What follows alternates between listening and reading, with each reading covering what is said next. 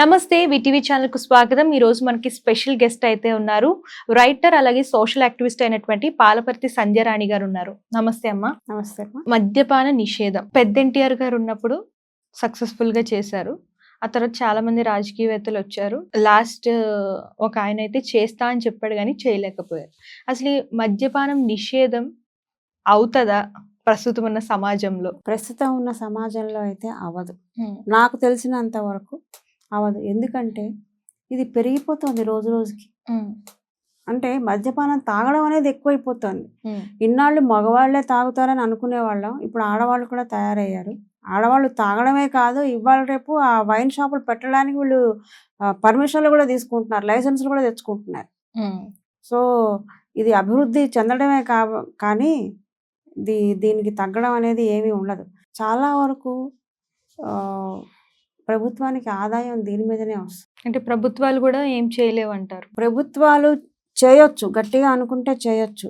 కొన్ని రాష్ట్రాల్లో మరి మద్యపాన నిషేధం, బీహార్లో మద్యపాన నిషేధం, గుజరాత్లో మద్యపాన, ఇలా కొన్ని రాష్ట్రాల్లో ఉన్నాయి. మరి వాళ్ళు చేయగలిగినప్పుడు మనం ఎందుకు చేయలేం? చేయొచ్చు. కానీ దాని వెనకాల మరి ఇక మనం ప్రభుత్వం గురించి ఏం మాట్లాడతాం? మాట్లాడే అవకాశం కూడా లేదు, మాట్లాడకూడదు. సరేనమ్మా. ఇప్పుడు ఏదైనా సినిమా చూసినా, ఇప్పుడు మద్యపానం కానివ్వండి, ధూమపానం కానివ్వండి, అవి తీసుకున్నా కూడా దాని మీద ఉంటుంది. అంటే మద్యపానం అంటే హానికరం అని, లేదంటే ధూమపానం హానికరం అని, క్యాన్సర్ వస్తుందని, ఇదని.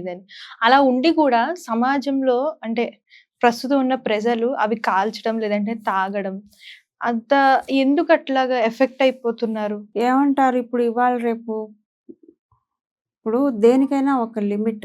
ఇందాక నేను చెప్పాను, మనం దానికి బానిస కావద్దు, మనకు అది బానిసై ఉండాలని చెప్పాను. అలాగే ఏదైనా సరే సెల్ఫ్ కంట్రోల్ అనేది ఉండాలి. కొంతమంది తాగుతారు, ఒక వారంలో ఒకరోజు ఒక ఏదో ఇంత ఎంఎల్ అని ఏదో ఉంటుంది, అంతవరకు తాగుతారు వీకెండ్స్లో.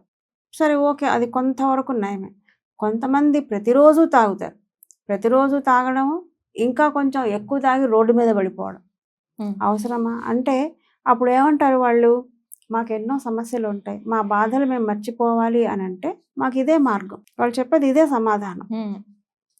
మేము ఇంకా కొంతమంది ఏంటి, మేము స్ట్రెస్ తట్టుకోలేకపోతున్నాం, టెన్షన్స్ భరించలేకపోతున్నాం, లేదా కుటుంబ బాధ్యతలు ఎక్కువైపోయినాయి, అందరి కోరికలు మేము తీర్చలేకపోతున్నాం, అప్పులు చేయాల్సి వస్తుంది. సో వీటన్నిటి నుంచి కొంచెం మేము రిలాక్స్ అవ్వాలంటే మాకు ఇదే మార్గం. ఇప్పుడు ఒక లారీ డ్రైవర్ని కానీ, ఒక బస్ డ్రైవర్ని కానీ, ఒక ఆటో డ్రైవర్ని కానీ ఎందుకు తాగుతున్నావా అని అన్నాం అనుకోండి, మా డ్యూటీస్ అలాంటివి, మేము చాలా స్ట్రెయిన్ అయిపోతాం, మాకు మెంటల్గా ఫిజికల్గా చాలా స్ట్రెయిన్ అవుతాం. సో మాకు కంపల్సరీ మాకు అవసరం, మేము తాగాలి అని అంటారు. మరి తాగి బడి నడుపుతావేమో కదా అంటే, మేము డ్యూటీలో ఉన్నప్పుడు మేము తాగమని చెప్పేవాళ్ళు కొంతమంది. కొన్ని యాక్సిడెంట్ అవుతున్నాయి అంటే వాళ్ళు తాగి నడుపుతున్నారు. అది కొన్ని కారణాలు. ఇక అవన్నీ వాటి గురించి మనం డీప్గా మాట్లాడినా కూడా అవి ప్రయోజనం లేని విషయం అని తప్పితే మనం మాట్లాడింది ఎవరిలోనూ వాళ్ళలో మార్పు వచ్చేది రాదు. ఎప్పుడైతే ప్రభుత్వము గట్టి నిర్ణయం తీసుకొని ఈ సమాజం ఇలా అయిపోతుంది, లేదా ఈవెన్ చిన్న పిల్లలు కూడా తాగుడికి అలవాటు పడుతున్న వాళ్ళు ఉన్నారు. అంటే వాళ్ళకి ఎక్కడి నుంచి వస్తున్నాయి ఏమిటి అనేది తెలియదు, కానీ తాగుతున్న వాళ్ళైతే ఉన్నారు. సో అటువంటప్పుడు ఇవన్నీ ఏవి అందుబాటులో లేకుండా ఉండటం మంచిది, ఉంచటం మంచిది. ఉంచటం అనేది ఎవరి చేతుల్లో ఉంది? కొంత సరే, కొంతమందికి సెల్ఫ్ కంట్రోల్ అనేది చాలా ఉంటుంది. సో సెల్ఫ్ కంట్రోల్ ఉన్న వాళ్ళ వరకు పర్వాలేదు, కానీ అది దాటిన వాళ్ళకి అప్పుడు ప్రభుత్వమే నిర్ణయం తీసుకొని బ్యాన్ చేయాలి అసలు. అంటే ప్రభుత్వానికి ఎందుకు అవ్వట్లేదమ్మా? అంటే పెద్ద ఎన్టీఆర్ గారు చేశారు కదా సక్సెస్ఫుల్ గా, ప్రెసెంట్ ఉన్న ప్రభుత్వం ఎందుకు చేయలేకపోతుంది అంటే కేవలం దీని మీద ఆదాయం విపరీతంగా వస్తుంది.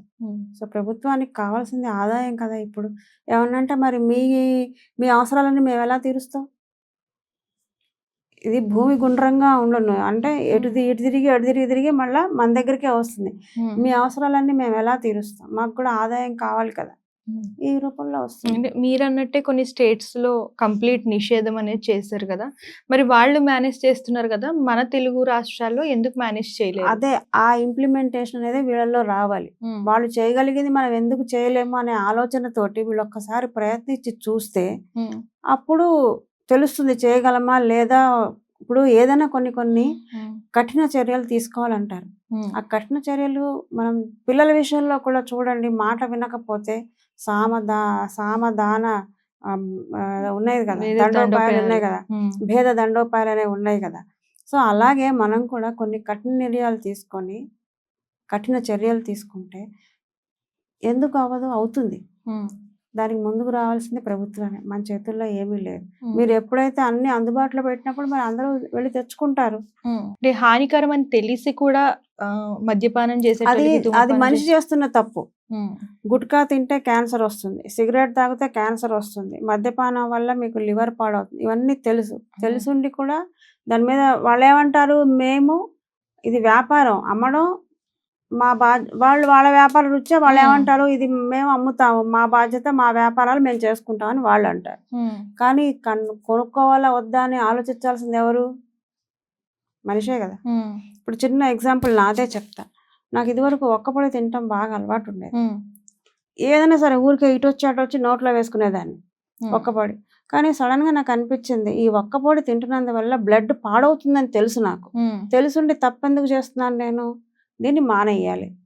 అసలు కొనుక్కుంటేనే కదా, ఇంట్లో ఉంటే కదా వేసుకుంటాను. కొనుక్కు రావడం మానేశాను, ఇక ఒక్కపొడే మానేశాను. అట్లా మనల్ని మనం రియలైజ్ చేసుకోవాలి, మనల్లో మనం మార్పు తెచ్చుకోవాలి. అంతేగాని వాళ్ళు పక్కింటి వాళ్ళు తాగుతున్నారు, వాడు ఒక బాటిల్ తాగడం నేను 2 బాటిల్స్ తాగుతాను, లేదా వాడు ఒక పెగ్ వేసాడు నేను 2 పెగ్గులు వేస్తాను, అది కాదు. పోటీ కాదు ఇక్కడ కావాల్సింది. ఇప్పుడు మనం బాగుంటే, ఇప్పుడు నేను బాగుంటే నా కుటుంబం బాగుంటుంది, అంతే కదా. ఇప్పుడు ఇంటి పెద్ద బాధ్యతగా ఇప్పుడు అందరూ నా మీద ఆధారపడి ఉన్నారు. నాకేదన్నా అయితే నా కుటుంబం ఏమవుతుంది అనే ఆలోచనతోటి వాడు మార్చుకోవాలి. చక్కగా చెప్పారా. నాకు ఈ అవకాశం ఇచ్చిన వి ఛానల్ వాళ్ళకి ధన్యవాదాలు. హాయ్ అండి, this is actor Suman. So we టీవీని లైక్ చేయండి, షేర్ చేయండి, సబ్స్క్రైబ్ చేయండి.